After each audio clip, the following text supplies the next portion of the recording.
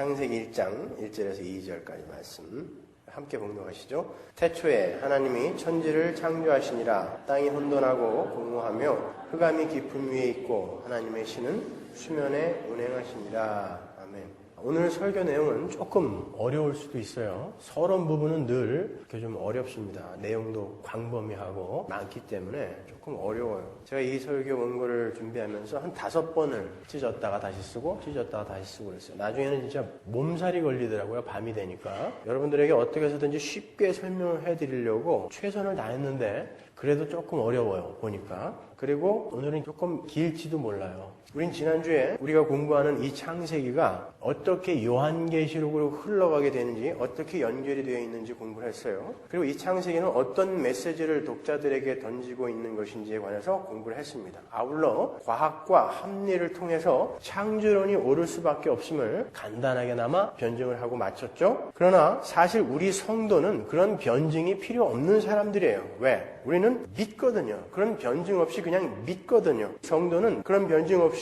믿음으로 온 세상이 하나님의 말씀으로 지어졌다는 것을 확신한단 말이에요. 그런데 하도 시비 거는 사람들이 많아서 제가 과학과 합리를 이용해서 잠깐 반박을 한 거예요. 우리는 창세기 1장 1절의 말씀, 하나님은 말씀으로 천지를 창조하셨다라는 것을 아무 변증 없이도 믿어요.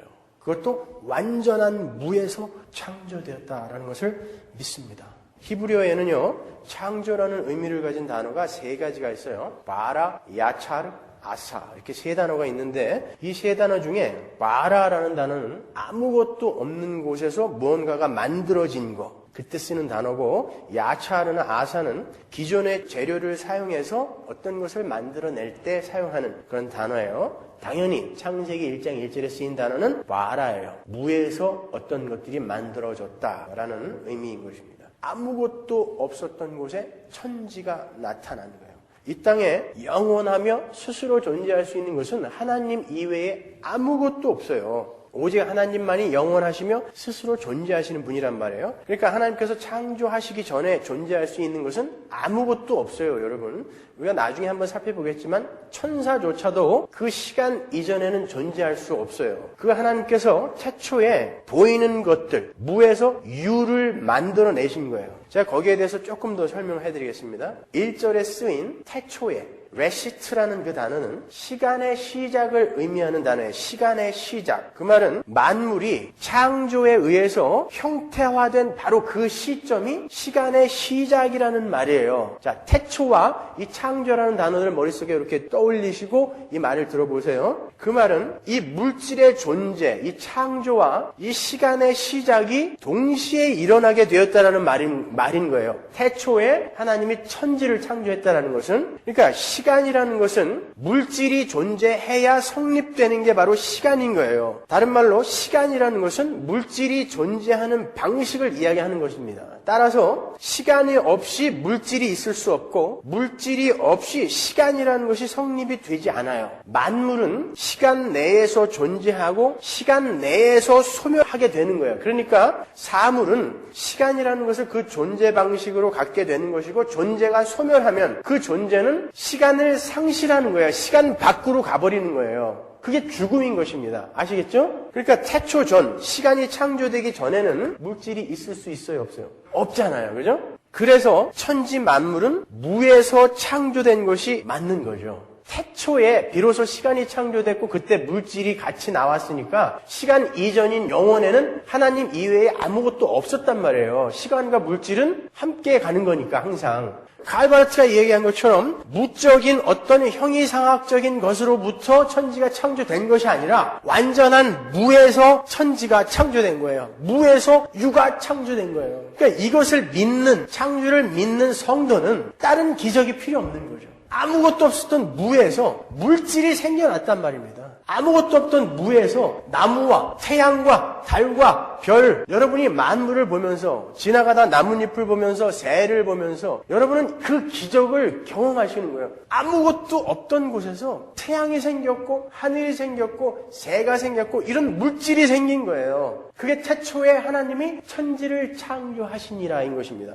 근데 그 기적을 기적처럼 여기지 않고 무슨 암덩어리 하나 떨어져 나간 거, 병 난 거, 복권 맞은 거 이걸 기적으로 여긴다니까요. 진짜 기적은 창조인 거예요, 여러분. 그림을 한번 그려보세요. 성경은 시간이 창조되기 이전의 상태를 영원이라고 불러요. 그리고 그 영원은 영원히 지속되는 거예요. 그게 영원이에요. 근데 이 영원의 어떤 한 시점에 시간이라는 것이 창조됐어요. 그게 태초란 말이에요. 레시트. 그리고 언젠가 이 시간이 소멸되어 날아가 버리면 그냥 영원만 남는 거죠. 그러니까 이 시간은 이 영원의 중간에 잠깐 존재했다 없어지는 거예요. 그러니까 이 시간이 그렇게 잠깐 존재했다 없어진다면 물질 또한 이 창조된 이 천지 또한 그 영원에서 잠깐 나타났다가 사라져 버리는 것이죠. 근데 여러분, 이 땅에 많은 그리스도인이라고 하는 사람들이 그 영원 속에서 잠깐 나타났다가 사라져 버릴 이 첫 창조에 목숨을 걸고 살아간다는 말입니다. 그러니까 이거는 완전히 지금 우리가 뭔가 잘못 짚어도 너무 잘못 짚고 있는 거죠. 자, 우리는 그 시간이 이제 완전히 소멸되어지는 그 시점을 최후의 종말이라고 이야기하죠. 그러나 이 인간이라는 존재는 이 물질인 육체를 벗어나게 되는 바로 그 죽음의 순간 시간을 상실하죠.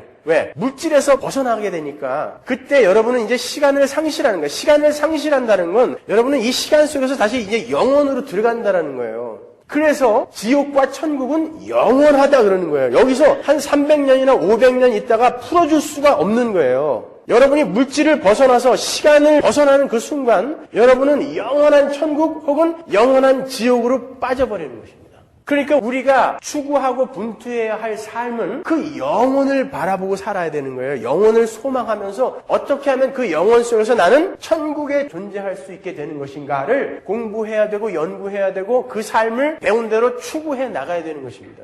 이 땅의 삶은 잠깐 있다가 사라져버릴 거라니까요. 어렵지 않죠, 여러분? 여기까지는 옛날에 지상에서 영원으로라는 영화가 있었잖아요. 그게 그런 말이에요. 프랭크 시나트라, 버트 랭카스타 이런 사람들이 나왔었잖아요. 감독이 이 논리를 알고 제목을 지었는지는 모르겠지만 그거예요. 우리는 이 지상에서 이제 영원으로 모든 존재는 영원 속으로 가게 돼 있어요. 그러나 지옥의 땔감으로 사용되느냐 아니면 천국에서 하나님과 영원하게 찬란하게 살게 되느냐 그 둘로 갈리는 것입니다. 물론 우리는 나중에 새하늘과 새 땅인 그 영혼 속에서도 육신을 입게 된다라고 성경은 이야기하고 있어요. 그러나 우리가 그때 입을 육신은 우리가 지금 입고 있는 이 물질로서의 육신이 아닌 새로운 육신이에요. 그 육신은 지금 이 육신처럼 시간이라는 것을 존재 방식으로 하지 않는 새로운 육신인 거예요. 이 땅에 존재하는 모든 물질은 시간이라는 것을 존재 방식으로 살고 있기 때문에 그 시간이 흘러가면 갈수록 늙어버리는 거예요. 그리고 무질서한 쪽으로 변해가는 거예요. 그리고 부패하는 것입니다. 그러나 시간에서 벗어난 존재는 영원히 그 상태로 사는 거예요. 영원히. 그러니까 지옥에 있는 자들은 큰일 난 거예요. 오관을 갖고 계속 타는 것입니다. 거기서. 근데 사람들이 겁이 없어져갖고 그 지옥을 생각을 안 해요. 그러니까 예배당 안에서도 그렇게 엉뚱한 짓들을 하고 있는 것입니다, 여러분. 우리가 그 영원한 세계 속에서 입을 육신은 이 물질 속에서 입고 있는 이 육신과는 완전히 다른 육신이에요. 그래서 예수님께서 부활을 하셨을 때 그 부활의 몸으로 벽을 뚫고 들어오시고 동시에 여러 사람 앞에서 나타나시고 그랬죠. 시간과 관계없는 모습을 보여주셨단 말이에요. 그러니까 태초, 이 시간의 시작, 레시트는 하나님의 그 창조의 말씀이 물질로 변형된 그 순간을 지칭하는 거예요. 그러나 하나님은 그렇게 무에서 존재를 있게 하시고 창조를 하시고 시간과 물질 세계 속에서 다른 말로 이 역사 속에서 뭔가를 지금 설명하고 계시고 어떤 일을 하고 계신데 하나님은 이 역사 속에서 하나님의 나라가 어떤 곳이며 그곳은 우리 성도들에게 어떻게 주어지게 되는지 그리고 우리에게 그 나라를 선물해 주실 하나님은 어떤 분이신지를 우리의 수준까지 내려오셔서 자상하게 그림으로 보여주시는 거예요. 그리고 그렇게 그렇게 하나님 나라를 힌트하실 뿐만이 아니라 그 역사 속에서 하나님 나라를 지금 실현해 가고 계시는 거예요. 그러니까 태초에 창조된 에덴과 아담은 완성된 하나님 나라를 힌트하고 있는 동시에 또 하나 상징하는 게 있는데, 물질 세계 속에서는 불완전할 수밖에 없는 하나님의 백성과 하나님 나라를 동시에 상징하고 있는 거예요. 예를 들어서 다윗과 요셉이 예수님을 상징하는 자였지만 그들 삶 속에서 실패들이 많이 나왔잖아요. 그걸 성경이 그대로 기록하고 있지 않습니까? 그러니까 똑같은 거죠. 에덴과 아담도 그 하나님 나라, 완성된 하나님 나라와 그 속에 있는 하나님의 백성들을 상징하고 있지만 이 물질 속에서는, 시간 속에서는 불완전할 수밖에 없다는 것을 동시에 이렇게 보여주는 거예요. 상징해 주는 거란 말입니다. 그러니까 첫 창조는 새 창조, 이제 앞으로 오게 될 새 창조를 힌트하고 있는 것이지 그 자체가 목적이 아니었다라는 것입니다. 에덴 동산과 아담이 목적이 아니었단 말이에요. 성경은 벌거벗은 아담과 하와를 어떻게 의의 흰옷을 입혀가는가를 보여주는 거라 그랬잖아요. 그 자체가 목적이 아니란 말이에요. 그러면 하나님의 창조가 완전했다, 보기 좋았다라는 말은 도대체 무슨 말인가? 그 말은 그 첫 창조 자체가 목적이었다라는 말이 아니라 하나님의 전체 이 작정 속에서 그 첫 창조가 맡은 역할이 있잖아요. 첫 창조가 하나님 나라를 힌트하고 또 어떤 것을 상징하고 있는 이런 맡은 역할이 있단 말이에요. 그 역할을 완전하게 수행해낼 수 있도록 창조가 되었다라는 의미에서 첫 창조가 완전했다라는 것이지 그게 목적이 아니었다라는 거예요. 그 첫 창조가 목적이었고 그게 완전했다면, 그게 하나님이 추구하시는 최고선이었다면 피조물이 타락하면 안 되잖아요. 그런데 타락했지 않습니까? 그러니까 그런 의미에서 완전하다라는 것이 아니란 말이에요. 그 첫 창조가 목적이 아니었단 말입니다. 그렇게 보면 아주 중요한 이슈가 하나 대두가 되는데, 만일 하나님의 창조와 그 인간의 역사가 그렇게 하나님의 그 작정, 하나님의 계획의 형태화에 불과하다면, 그 하나님의 작정이 가시화되어 형태화되어 나타나는 것에 불과하다면, 선악과 사건도 아담이 하나님도 기대치 않았던 실수를 우발적이며 돌발적으로 저지른 것이 아니라 그 모든 것들은 하나님의 작정 속에 이미 들어있었다라는 말이 되잖아요. 그러면 아담이 선악과를 따먹은 것도 하나님의 작정 안에 들어가 있었다면 하나님이 따먹게 시킨 거 아닙니까? 그렇게 되면 하나님이 죄의 조성자가 된단 말이에요. 그렇잖아요. 그 모든 것이 디크리, 하나님의 작정 속에 들어있다면 아니에요. 하나님은 거룩하신 분이란 말이에요. 그래서 그분께서 죄를 계획하신다라는 것은 있을 수가 없어요. 죄와 악은 최고의 선이신 그분과는 전혀 상관없는 것들이에요. 그리고 성경에서도 분명히 하나님은 죄의 조성자가 아니다라고 명확히 밝히고 있어요. 그게 신비라는 거예요. 웨스트민스터 신앙고백 섭리를 설명하는 부분인 5장 2항에 보면 이런 말이 있어요. 제1원인이신 하나님은 제2원인인 인간의 의지나 감정을 강제하지 않으시고 하나님께서 작정하신 일들이 자유롭게 우발적으로 그러나 필연적으로 일어나게 하신다라는 말이 나와요. 이거 제가 조금 여러분이 이해하기 쉽게 의역을 한 건데 이게 이해가 가세요? 하나님이 모든 것을 작정하셨는데 하나님이 제2원인인 인간의 감정이나 의지를 강제하지 않으신다라는 거예요. 근데 그걸 성경은 진리다 이렇게 이야기하고 있단 말입니다. 만일 하나님께서 자신의 작정을, 계획을 실현시키기 위해서 죄와 전혀 상관없는 자들에게 죄를 강요하신 거라면 심판의 근거가 없잖아요. 하나님이 그렇게 끌고 가셔놓고 어떻게 나중에 심판을 하십니까? 그렇죠? 그런 의미에서도 하나님은 죄의 조성자가 될 수가 없는 거예요. 그러니까 선악과 사건을 비롯한 그 이후에 이 땅의 모든 죄들은 하나님께서 강제로 시키신 것이 아니라 인간과 타락한 천사들이 자발적이며 자유롭게 저지른 것이라는 말이에요. 그러나 그 모든 것들은 하나님의 작정이 이루어지는데 꼭 필요한 것들이었다라는 거예요. 이건 도저히 우리 인간의 지성과 논리로는 이해가 안 되는 거예요. 하나님의 주권과 인간의 자유의지. 그러나 사실인 거예요. 여러분, 요셉의 형들이 요셉을 애굽에 팔았을 때 요셉의 형들은 자신들의 자유로운 의지와 선택에 따라서 요셉을 판 거예요. 하나님이 시킨 거 아닙니다. 근데 하나님은 그것을 선용하셔서 만민의 생명을 구하게 하셨어요. 그런데 그 전체가 하나님의 작정이었단 말이에요. 창세기 50장 19절 보세요. 요셉이 그들에게 이르되 두려워 마소서 내가 하나님을 대신하리이까 당신들은 나를 해하려 하였으나 하나님은 그것을 선으로 바꾸사 오늘과 같이 만민의 생명을 구원하게 하시려 하셨나니. 그러니까 요셉의 형들이 요셉을 판 것을 하나님이 시키신 것이 아님에도 그 모든 인류의 역사가 하나님의 작정대로 흘러가더라는 거예요. 어떻게 이런 일이 가능한가? 답은 하나예요. 하나님이니까 가능한 거예요. 더 이상 우리가 알려고 해서는 안 되는 거예요. 현대신학이 대답할 수 있는 부분이 여기까지예요. 어느 누구도 그 이상 설명해낸 사람이 없어요. 지금 그러한 논리를 들으시고 에이 그러니까 기독교는 허구야. 나는 못 믿겠어. 그런 분들은 얼른 달마사로 가세요. 여러분들은 믿음이 없는 분들이에요. 아직 들을 귀가 없으신 분들인 거예요. 우리는 하나님을 증명할 수도 없고 모두 이해할 수도 없어요. 하나님이 우리의 이 인간의 이성으로 모두 이해될 수 있는 분이면 뭐하러 우리가 그분을 믿습니까? 우리도 다 이해할 수 있는 분을 왜 우리가 의지해야 돼요? 하나님은 우리의 구원에 필요한 만큼만 자신을 계시해 주신 것입니다. 그러니까 우리의 구원에 필요한 만큼만 듣고 공부하고 열심히 알아가는 거예요. 우리가 이제 새 몸을 입고 영원한 새 나라에 가면 거기서 이제 알게 되겠죠. 지혜가 회복되고 총명이 회복되고 하면 이제 알게 되겠죠. 왜 그런 일들이 있었는지, 왜 역사가 이렇게 흘러갔는지 알게 되겠죠. 그러니까 우리 인간의 한계가 얼마나 보잘것없어요. 하나님은 우리 택한 백성들의 구원, 거기에 필요한 것 이외에는 모든 하늘의 비밀을 다 감추어 두셨어요. 가르쳐 주신다 해도 우리 인간의 이성으로는 그것들을 모두 이해할 수가 없습니다. 성령께서 의도적으로 가려두신 것을, 감춰두신 것을 상상이나 억측으로 해결하려고 하는 건 그 자체가 교만이며 죄인 거예요, 여러분.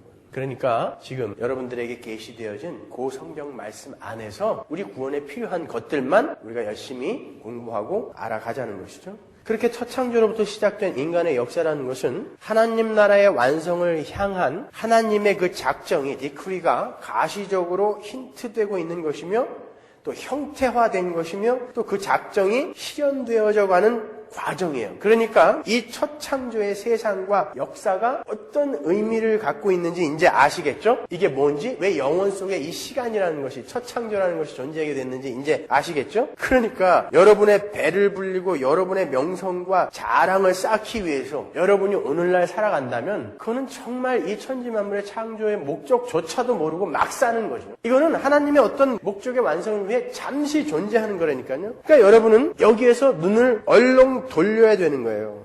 이 역사와 만물의 존재의 목적은 오직 하나, 그 하나님 나라의 완성인 거예요. 그러니까 우리는 그 하나님 나라에 맞는 자로 지어져 가는 일만 하면 되는 거예요. 이 땅에서. 엉뚱하게 고지에 올려가려고 하지도 마시고 다른 거 하려고 하시면 안 돼요. 그렇게 우리 성도들이 이 땅에서 해야 할 유일한 것은 창조의 목적으로 돌아가는 거예요. 그래서 신학에서는 하나님 나라의 그 완성을 창조의 회복이다 이렇게 이야기를 하는 거예요. 이 말도 참 주의해서 이해를 하셔야 돼요. 우리가 창조의 회복이라고 하면 자칫 완성될 그 하나님 나라를 에덴 동산으로 돌아가는 것으로 오해를 할 수가 있죠. 하나님 나라는 그런 의미로서의 창조의 회복이 아니라 첫 창조의 그 새 창조의 내용이 이미 충분하게 힌트되어졌고 계시되어졌잖아요. 그 힌트되어졌던 그 내용이 완성된 나라를 창조의 회복이라고 하는 거예요. 그 나라를 하나님 나라라고 하고 그것을 창조의 회복이라고 이야기하는 거예요. 그러니까 에덴으로 돌아가자는 말이 아닌 거예요. 누디스트들, 나체주의자들이 이걸 잘못 이해해가지고 우리는 최초의 창조, 에덴으로 돌아가는 거야. 그래갖고 벗고 다니는 거예요. 아담이 벗고 다녔으니까. 그러니까 여러분이 이걸 이해하셨으니까 이제 얘기해 주세요. 가서 그거 아니더라. 입고 다녀라. 옷 사서 입어라. 이렇게 얘기해 주세요. 우리 목적은 글로 돌아가는 게 아니라 거기에 힌트되어진 그 내용이 이제 완성되어지는 그곳으로 가는 거예요. 그런 의미에서 창조의 회복이다. 하나님 나라를 창조의 회복이다. 이렇게 이야기하는 거예요. 다시 에덴으로 회복되는 거라면 거기는 또 죄가 일어날 수 있는 여지가 있지 않습니까? 그렇지 않아요? 그러니까 글로 돌아가면 안 되는 거예요. 그러면 또 엉망이 될 수 있는 거란 말입니다. 그렇게 하나님 나라의 완성, 다른 말로 그 구원의 완성이라는 것은 하나님의 창조의 목적으로의 회기를 말하는 거예요. 그러니까 기독교에서 창조를 빼버리면 구원도 설명이 안 돼요. 구원이 뭐예요? 그 구원으로 말미암게 될 그 완성된 하나님 나라, 그 새 창조의 완성이라는 게 뭐죠? 그 하나님 나라, 새 창조의 완성이라는 것은 그 첫 창조 때 그 창조 속에 계시된 하나님의 그 창조의 목적으로 만물을 회복하시는 거, 그것이 완성된 새 창조잖아요. 첫 창조를 통해서 새 창조를 힌트하신 어떤 절대자가 첫 창조를 말씀으로 무에서 해내신 것처럼 새 창조도 말씀의 능력으로 이루어내신 거, 그게 구원이잖아요. 그리고 하나님 나라의 완성 아닙니까? 여러분이 뭘 해서 구원받은 게 아니라 여러분은 말씀으로 구원받은 거예요. 거듭난 거잖아요. 그렇지 않습니까? 그거예요. 첫 창조를 하나님의 말씀으로 그렇게 해냈듯이 새 창조도 그렇게 해낼 것이다. 그러니까 첫 창조가 없이는 우리가 새 창조를 이해할 수가 없는 거예요. 어떻게 그 새 창조가 이루어지는가?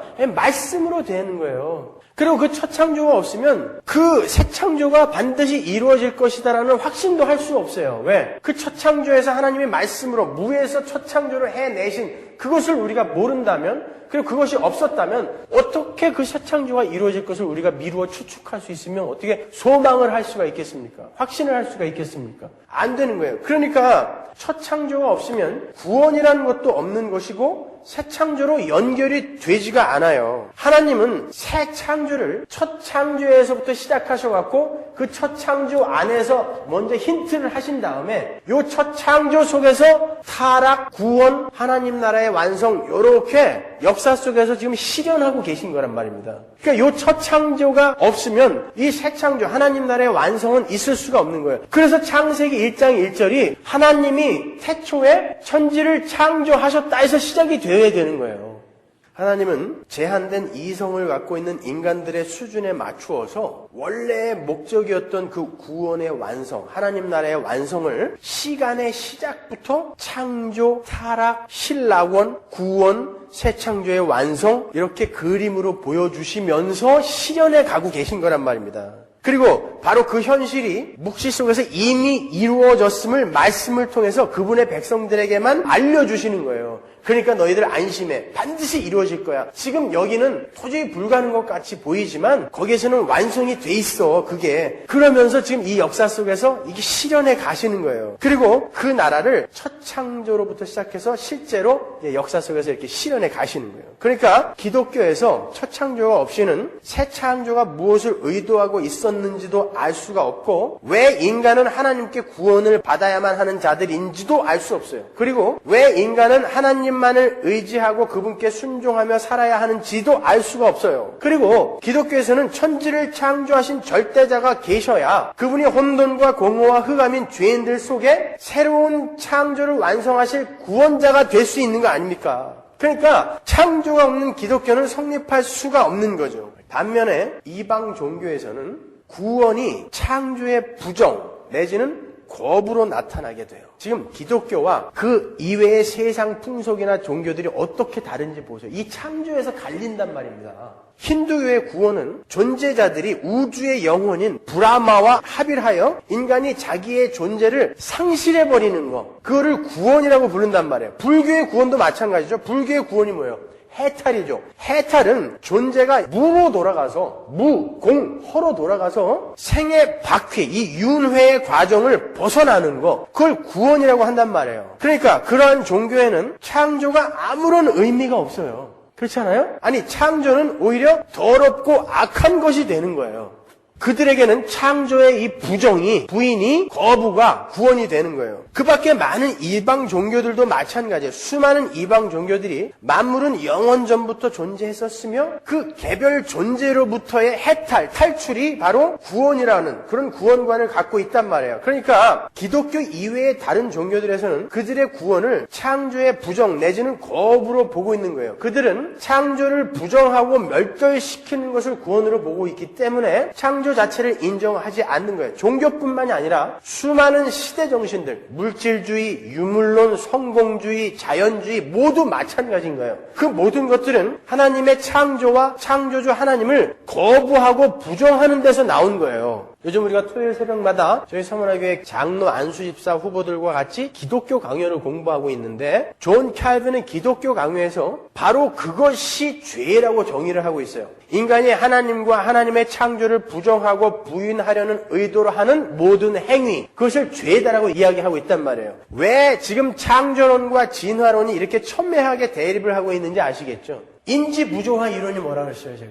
죄인들이 내가 내 육신을 위해서 사는데 이것은 꼭 옳아야 돼 라고 믿는 그것들이 거짓이라는 증거가 많이 나와도 이것은 옳아야 돼 라고 끝까지 우기는 게 인지부조화 이론이란 말이에요. 지금 세상은 그렇게 가고 있는 것입니다. 그게 죄인들의 본능인 거예요. 그래서 진화론이 틀렸다라는 것을 알면서도 진화론이 맞다라고 우기는 거예요. 그래서 진화론과 창조론이 이렇게 대립되는 거예요. 하나님을 알지 못하는 모든 자들은 창조자와 창조를 거부하는 것을 구원관으로 갖고 있기 때문에 그들은 창조론을 믿지 않는 거예요. 따라서 세상이 창조론이 아닌 진화론을 지지하는 것은 어찌 보면 당연한 거예요. 말이 나온 김에 하나님의 천지 창조를 부정하는 마귀의 세력이 역사를 통해서 내놓은 것들이 어떤 것인지 한번 짚어보고 가잔 말이에요. 창조를 부정하는 사람들은 무신론을 주장하죠. 창조와 창조자를 믿지 않는 사람들은 신은 없다고 우겨요. 내가 나 자신만을 위해서 살아야 되는데 나보다 더 힘이 센 나에게 벌을 줄 수도 있는 어떤 존재가 있다는 것을 믿고 싶겠습니까?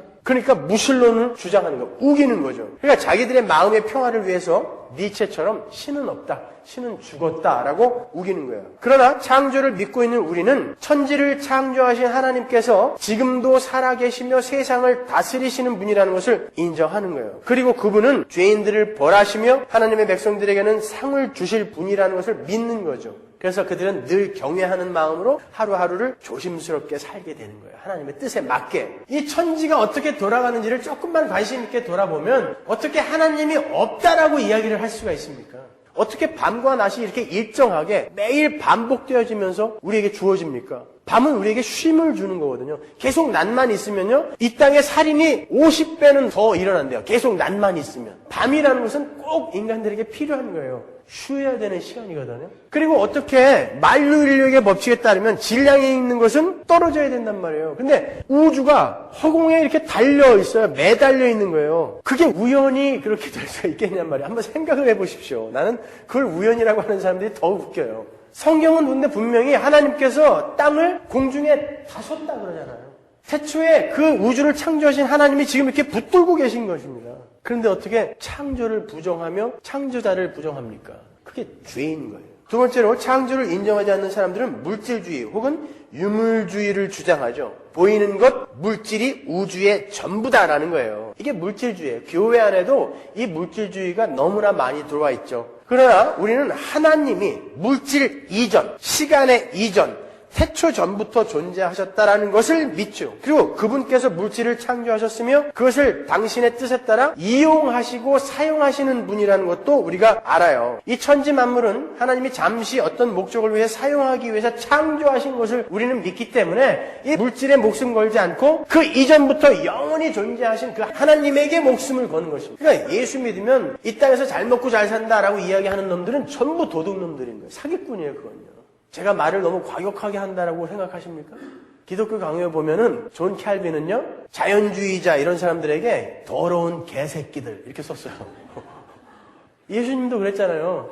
독사의 새끼들아. 그거는 무지무지하게 잔인한 욕이었어요. 당시 사람들에게. 히브리 사람들이 제일 싫어하는 짐승이 뭐예요? 뱀이거든요. 근데 독사의 새끼들 했다. 그놈들은 사기꾼들이에요. 유물론 철학자들은 물질이 영원 전부터 존재했고 영원히 존재할 것이라고 주장하지만 영원 전부터 존재하시는 분은 하나님밖에 없어요. 물질은 태초부터 시간과 함께 존재하게 된 거라니까요. 세 번째로 창조를 부정하는 사람들은 물질과 인간 그리고 물질과 신을 동일시하는 범신론을 내놓기도 하죠. 범신론이 뭐라고 했어요, 제가? 이 모든 것은 신이다. 그러니까 인간도 신이에요. 그러니까 수행하고 고행을 통과하면 인간이 신이 될 수 있다. 이게 범신론 아닙니까? 그러니까 수도원에 들어가고 절에 들어가고 수행하는 거죠. 장자부라 이런 거, 무건수행 이런 거 하는 거예요. 신이 되기 위해서. 그러나 하나님만 신이고 우리는 피조물이라는 것을 우리는 창세기 1장 1절에서 배워서 알고 있잖아요. 우리는 신이 아니라니까요. 무슨 놈의 범신론이에요. 수행을 쌓으면 되든가요, 그게? 수많은 수도원 지하에서 왜 그렇게 어린아이의 유골들이 많이 나왔는지 아세요? 거기 들어가서 수행 쌓는다 그래놓고 신부하고 수녀들이 거기서 전부 애 낳고 묻어버린 거예요, 그 밑에다가. 인간은 그렇게 안 된다는 것입니다. 수도를 쌓아서 수련을 쌓아서 신이 될 수 없는 거예요. 죄 속에서 태어난 자들은 죄 속에서 뒹굴다가 그 영원한 지옥으로 떨어져 버리는 것입니다. 네 번째로 창조를 부인하는 사람들은 자연주의라는 것을 세상에 내놓죠. 자연주의가 뭐라고 했어요? 초월과 초월적인 존재를 부정하는 거. 우리가 보는 어떻게 태양이 계속 그 자리에 서 있을까? 어떻게 행성들이 계속 그 주위를 그렇게 돌까? 어떻게 이렇게 바다는 그 자리를 넘어오지 않을까? 이런 것들을 그냥 자연의 법칙이 그것을 붙들고 있는 것이지 초월자가 있는 게 아니야 라고 믿는 게 자연주의예요. 그러나 우리는 하나님이 창조 때부터 만물을 창조하셨고 품어 안고 계시기 때문에 이 우주는 이렇게 질서 있게 돌아가는 것이다 라고 믿는 거죠. 우리는요. 이렇게 달라요. 다섯 번째로 창조를 믿지 않는 사람들은 인본주의를 만들어냈죠. 이 우주의 중심과 목적은 바로 사람이라는 거예요. 만일 신이 존재한다 해도 그 신은 사람을 위해 존재해야 된다는 거예요. 그게 오늘날 예배당에서 주여 왜 내가 이렇게 소원을 비는데 보좌를 흔드는데 내 소원을 안 들어줍니까? 하면서 뭐 40일 금식기도 하고 새벽기도 산기도 들기도 다니는 거 그거 아닙니까 지금 이거? 하나님은 내 소원을 들어주기 위해서 존재해야 되는 건데 왜 당신은 지금 당신의 뜻을 내 삶 속에서 이루려고 합니까? 나는 그거 싫어요. 이게 오늘날 예배당에서 행해지는 것들 아닙니까 여러분? 그게 무슨 기독교입니까? 그건 인본주의라니까요. 그건 그리스 로마 신화에서나 나오는 이야기인 거예요. 우주의 중심은 하나님이에요. 우리는 그분이 창조한 피조물일 뿐이라니까요. 그리고 그분이 작정하시고 예정하신 그 길을 따라가는 거예요. 무슨 소원을 들어달라 그래 거기다가. 하나님이 이끄는 대로 가는 거라니까요. 뭘 이루고 싶으셔서 그 소원들이 생긴 것입니까? 생각해 보십시오. 뭘 이루고 싶으신 거예요? 그 소원들이 여러분들의 소원들이 분명히 있을 텐데 그걸 머릿속에 떠올려 보세요. 뭘 이루고 싶으셔서 그런 것입니까? 우리는 하나님 나라의 완성으로 가는 거라니까요. 그 영혼으로 가는 거예요. 그 영혼을 준비하는 거예요. 오늘 그게 기독교인 거예요. 병 안 나면 어때요? 내가 예수 믿는 자라는 게 확인만 되었다면 이제 이 시간을 떠나 물질을 떠나 영혼으로 들어가서 영원히 하나님과 행복하게 살 텐데 그 병 낫는 게 왜 이렇게 중요합니까? 여러분에게. 그러니까 은이빨 금이빨로 바뀌는 거 이거는 얼마나 유치한 일입니까? 그걸 왜 신기하게 생각하세요?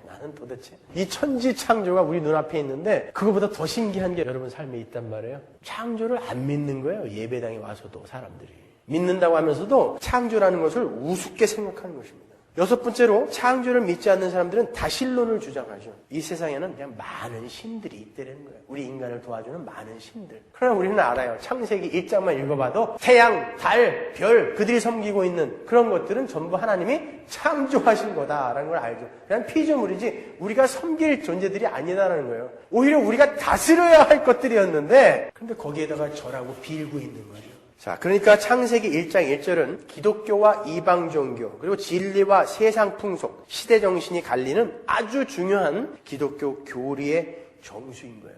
그러니까 제가 서론을 이렇게 오래 하는 것입니다.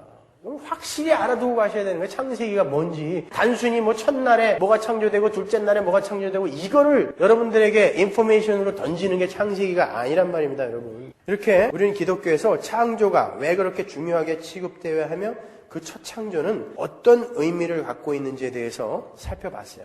그러면 이제 구체적으로 하나님께서 새 창조 속에서 계획하고 계신 것이 무엇인지를 첫 창조에 힌트된 내용을 통해서 한번 살펴보잔 말이에요. 그게 어떤 의미였는지 한번 살펴보잔 말이에요. 그렇게 되면 구원을 받은 우리가 신앙생활 속에서 새 창조를 지향하는 우리가 신앙생활 속에서 지향해야 할 점이 무엇인지를 알게 될 것이고 오늘날 교회가 어떻게 잘못 가고 있는지를 알 수 있을 거 아닙니까? 그렇죠? 성경에 하나님께서 천지를 창조하신 목적을 어떻게 기록하고 있죠? 왜 천지를 창조했다라고 기록하고 있습니까? 성경이. 이사야서 43장 7절 보세요. 무릇 내 이름으로 일컫는 자 곧 내가 내 영광을 위하여 창조한 자를 오게 하라. 그들을 내가 지었고 만들었느니라. 왜 창조했다고요? 하나님의 영광을 위해서요. 이사야서 60장 21절 보세요.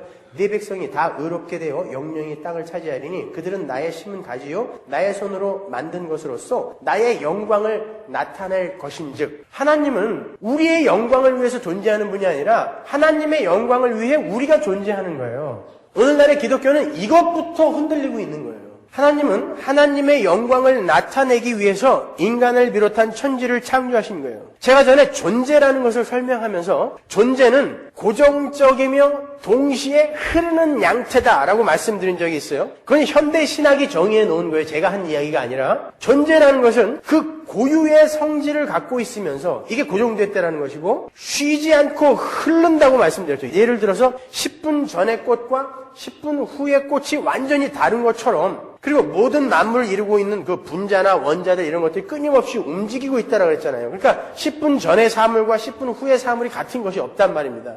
그 존재는 끊임없이 자기를 드러내고 있단 말이에요.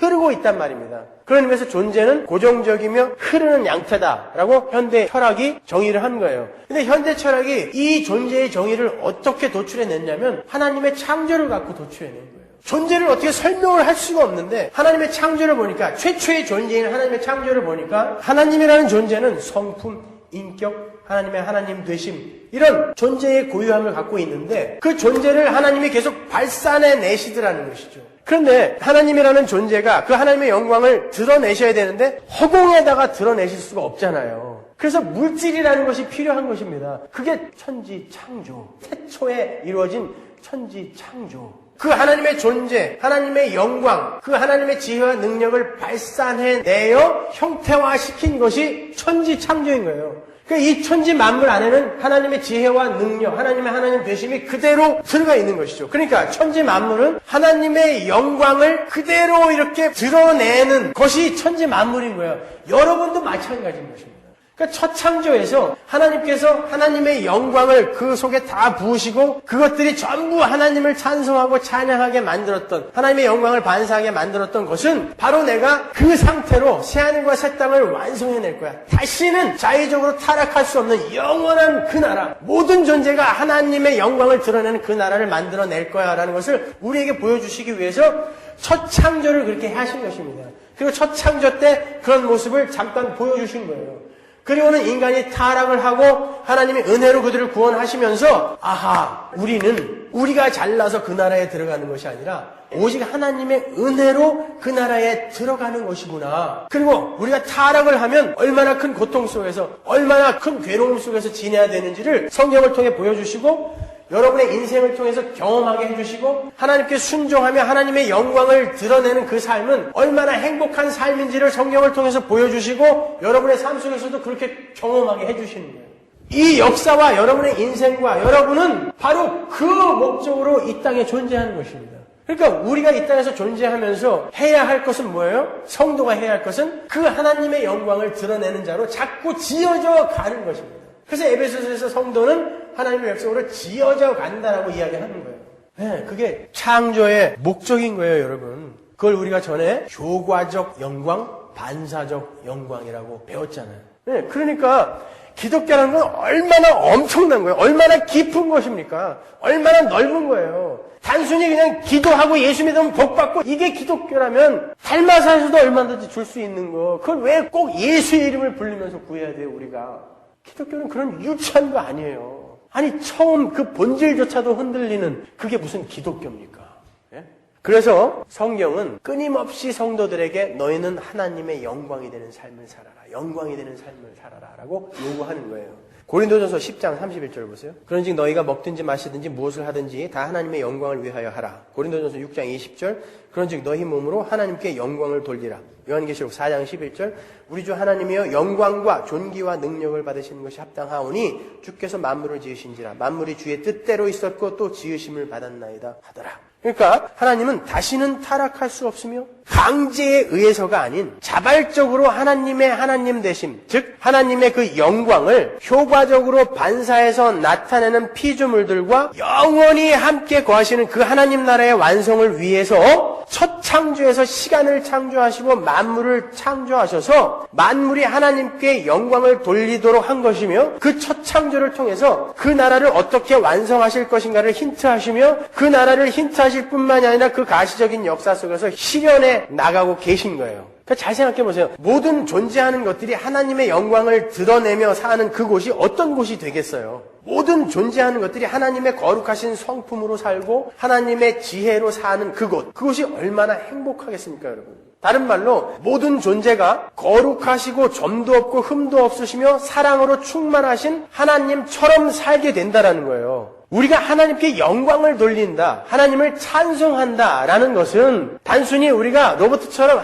하나님 영광, 주님께 영광, 주님을 찬양합니다 이렇게 산다라는 것이 아니라, 종처럼 그렇게 산다라는 것이 아니라 영광을 드러내고 나타내는 삶이라는 것은 그 하나님의 영광이 충만히 우리에게 임해서 하나님의 성품, 그 거룩한 인격, 하나님의 지혜가 우리에게 임해서 그게 우리에게서 이렇게 효과적으로 반사된다는 뜻이란 말이에요. 그러니까 우리가 하나님처럼 산다라는 게 하나님께 영광을 돌리는 삶인 거예요. 무슨 축구 한 골 넣고 잔디밭에 앉아가지고 기도하는 게 하나님께 영광이 아니라 여러분 삶 속에서 하나님의 성품이 드러나고 인격이 드러나고 지혜가 드러나는 게 하나님께 영광을 돌리는 삶인 것입니다. 모든 존재를 그렇게 만들어서 하나님처럼 만들어서 하나님과 영원히 함께 사는 곳을 하나님 나라 천국이라고 하는 거예요. 그러니까 우리가 이 땅에서 그거를 배우고 가는 거예요. 그걸 훈련하고 가는 거예요. 그게 기독교인 것입니다. 거기에 많은 고난과 시련이 필요한 것이에요. 왜? 우리는 자꾸 나 자신만을 위해서 살려고 하니까. 그렇게 되면 우리가 하나님께 영광을 돌리는 삶을 살 수가 없거든요. 왜? 나만을 위해서 사니까. 그게 죄라 그랬잖아요. 그렇기 때문에 그걸 끊어내기 위해서 고난과 시련이 우리에게 허락되는 거예요. 그래서 나를 자꾸 죽여가는 거예요. 내가 죽어야 내가 하나님의 영광을 드러내는 삶을 살 거 아닙니까? 근데 그게 존재에게는 가장 행복한 삶인 거예요. 하나님처럼 사는 거니까.